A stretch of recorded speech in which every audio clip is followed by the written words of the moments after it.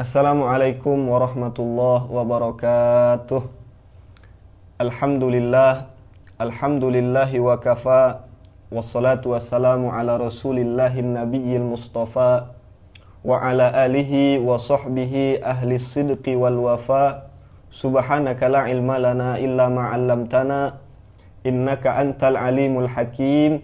Rabbi shrah li sadri wa yassir li amri. Wahlul 'uqdatam min lisani yafqahu qawli, amma ba'du. Para pemirsa channel YouTube Ahgopos dimanapun Anda berada, semoga kita semua senantiasa diberikan oleh Allah Subhanahu wa Ta'ala kekuatan dan kemantapan hati sehingga bisa menjalankan satu persatu ibadah puasa di bulan Ramadan ini sampailah 1 bulan penuh. Saya Hafiz Firman, mahasiswa Universitas Al-Ahqaf Yaman, jurusan hadis.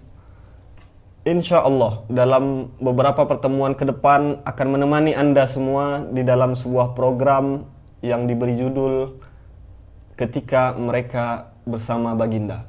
Program ini merupakan sebuah program istimewa dari Ahgopos yang menceritakan tentang kisah-kisah para sahabat bersama Rasulullah Shallallahu Alaihi Wasallam. Program ini bukanlah sebuah cerita biografi seutuhnya. Jadi ketika kita membahas tentang Sayyiduna Abu Bakar As-Siddiq misalnya, kita tidak membahas kehidupan beliau dari mulai awal, dari mulai beliau masuk Islam sampailah beliau meninggal. Tidak. Kita juga tidak membahas kisah seorang sahabat. Misalnya ketika kita bicara tentang Sayyidina Umar bin Khattab, kita tidak berbicara tentang kisah-kisah yang beliau alami selama hidupnya.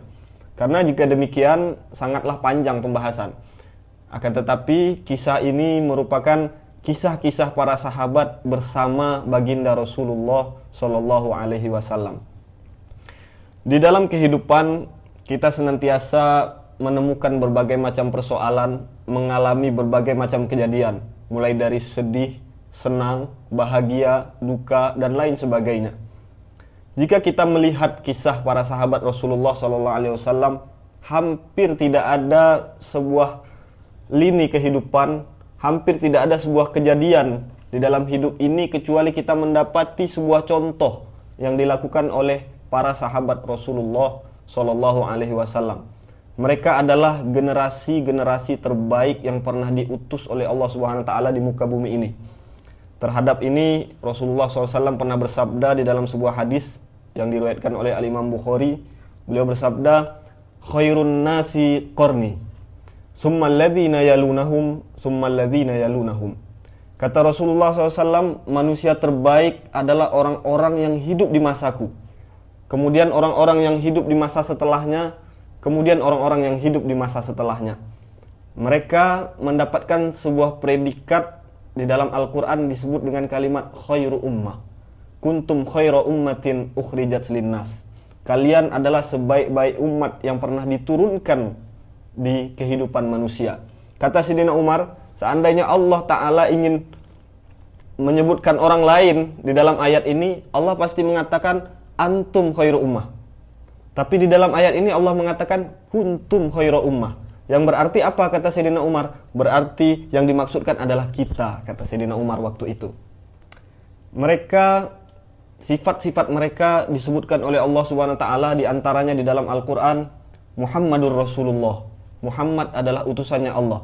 Walladzina ma'ahu, dan orang-orang yang bersama Muhammad itu asyidda'u 'alal kufar. Mereka adalah orang-orang yang apabila dimusuhi, apabila berperang, apabila bermusuhan dengan orang-orang musuh Islam, mereka adalah orang-orang yang sangat-sangat kuat, sangat-sangat tegas. Ruhama'u bainahum. Akan tetapi jika mereka bersama mereka bersama sahabat-sahabatnya, mereka adalah orang-orang yang lemah lembut. Mereka adalah orang-orang yang saling berkasih sayang. Tarahum rukka'an sujjadan yabtaguna fadlan minallahi wa ridwana.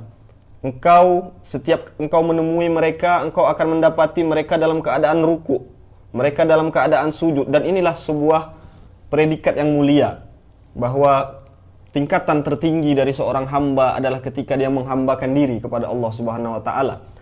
Nah, Allah SWT mensifati para sahabat. Apabila kalian menemui para sahabat, pasti kalian akan mendapati mereka dalam keadaan ruku, dalam keadaan sujud, dalam keadaan mengharap pahala dari Allah Subhanahu wa taala. Simahum fi wujuhihim min atharis sujud. Kalau engkau lihat wajah mereka, engkau akan mendapati ciri dari wajah mereka yang sama di antara mereka semua. Apa ciri itu?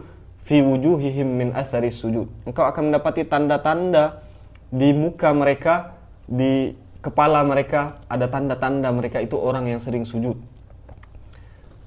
Itulah perumpamaan para sahabat di dalam Al-Quran, yang di antara perumpamaan para sahabat di dalam Al-Quran yang disebutkan oleh Allah Subhanahu wa taala. Di dalam hadis lain yang diriwayatkan oleh Al-Imam At-Tirmidzi di dalam sunannya, beliau mengatakan Rasulullah SAW bersabda di dalam hadis itu, kata Rasulullah SAW, "Man ahabbahum fabihubbi ahabbahum." Barang siapa yang cinta kepada sahabat, kata Nabi, maka karena cinta mereka kepadakulah mereka mencintainya. Wa man abghadahum fabibughdi abghadahum. Barang siapa yang benci kepada sahabat, maka karena benci kepadakulah mereka membencinya. Wa man adzahum faqad adzani, kata Rasulullah. Barang siapa yang mengganggu para sahabat, menghina para sahabat, sungguh dia sudah menggangguku. Wa man adzani faqad adzallah, dan barang siapa yang menggangguku, sungguh dia sudah mengganggu Allah. Wa man adzallah fayushiku an ya'khudhahu. Barang siapa yang mengganggu Allah, mengusik Allah, maka khawatir Allah Subhanahu wa taala akan menghukum dia. Begitulah bagaimana Rasulullah SAW memuliakan para sahabatnya. Jadi hampir tidak ada di dalam kehidupan kita melihat kisah-kisah para sahabat ini kecuali kita akan mendapatkan contoh di sana. Apabila kita membaca kisah para sahabat, kita akan banyak terpukau dengan bagaimana kesetiaan Abu Bakar dan Umar. Ketika kita berbicara tentang kesetiaan, kita akan banyak terpukau dengan kesetiaan Abu Bakar dan Umar. Ketika kita berbicara tentang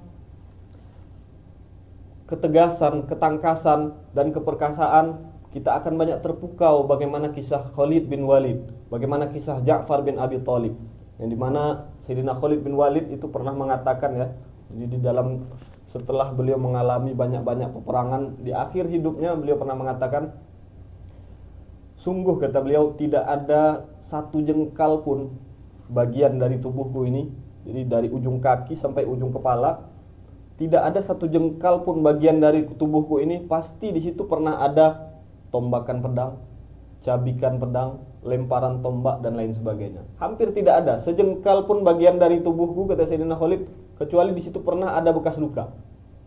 Lihat bagaimana ketangkasan Sayyidina Khalid bin Walid. Ketika kita berbicara tentang kedermawanan, kita akan banyak terpukau bagaimana kedermawanan Sayyidina Utsman bin Affan, Sayyidina Abdurrahman bin Auf. Ketika kita berbicara tentang kesabaran dan ketabahan, kita akan banyak terpukau dengan bagaimana ketabahan Bilal bin Rabah. Jadi Bilal ini luar biasa disiksa oleh kaum musyrikin. Dia diletakkan di sebuah padang pasir yang panas, diletakkan batu di atas tubuhnya. Tidak cukup sampai di situ. Lehernya dikalungkan sebuah kalung, sebuah rantai, kemudian di rantai itu dibiarkan panjang, dibawa oleh anak-anak. Dipegang rantai itu oleh anak-anak, dibawa dia keliling Mekah dalam keadaan hina seperti itu. Ketika kita berbicara tentang cinta, kita akan banyak terpukau melihat bagaimana cintanya Sawad bin Ghaziyah, melihat cintanya Khubayb bin Adi, melihat cintanya Zaid ibn Dasinah, dan para sahabat-sahabat lainnya. Coba kita lihat cerita Khubayb bin Adi. Hari itu Khubayb sedang disiksa oleh orang-orang kaum musyrikin. Mereka memancung Khubayb. Khubayb diletakkan di sebuah kayu dari tiang, sebuah tiang dari kayu. Di situ Khubayb dipancung, disiksa dengan berbagai macam siksa. Lalu ketika mereka sedang berkumpul, mereka bertanya kepada Khubayb. Mereka ingin menguji keimanan Khubayb. Apa mereka katakan? Mereka katakan, "Ya Khubayb, atuhibbu an yakuna Muhammadun makanak?"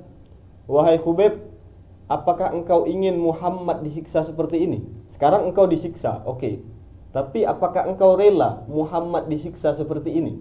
Apa jawaban Khubayb? Lihatlah sebuah jawaban yang sangat luar biasa. Khubayb mengatakan, jangankan Muhammad disiksa seperti aku sekarang, kata Khubayb. Aku sedang berada di keluargaku dan Muhammad ditusuk duri pun, demi Allah aku tidak akan rela. Jangankan dia dipancung seperti ini, jangankan dia disiksa seperti ini.